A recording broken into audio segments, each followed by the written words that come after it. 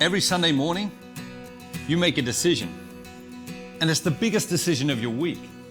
To go or not to go? That's the question. You might be thinking to yourself, Mass is boring. And I got to tell you, I thought that for a long time. But then something happened. I started listening to what God was trying to say to me. I got myself a little journal and I brought it to Mass with me every Sunday. And I write down the one thing that I felt like God was trying to say to me. I've been doing this for 15 years now. Each year I get a new journal. I bring it to Mass with me every Sunday. At home, in my study where I write, I've got these 15 journals. I've got them on a shelf next to each other. Some days when I get writer's block, I just pick one of these journals off the shelf and I just start reading it. Just start flipping through the pages, reading, what God said to me in that year. Some days when I don't feel like praying, I take one of those journals off the shelf and I just flip through it and I talk to God about some of the things He has said to me over the years.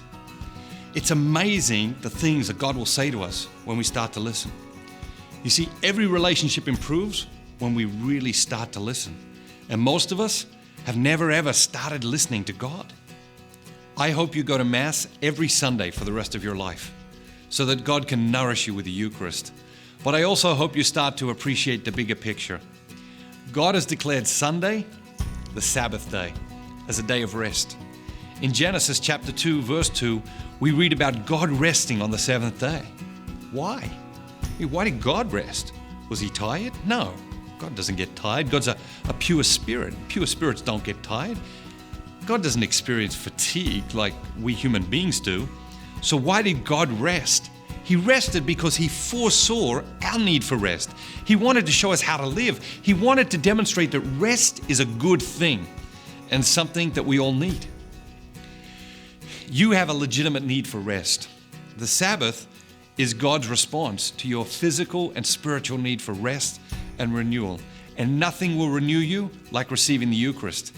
It is literally food from heaven. On average, you'll live for another 70 years. That means you have 3,640 Sundays left.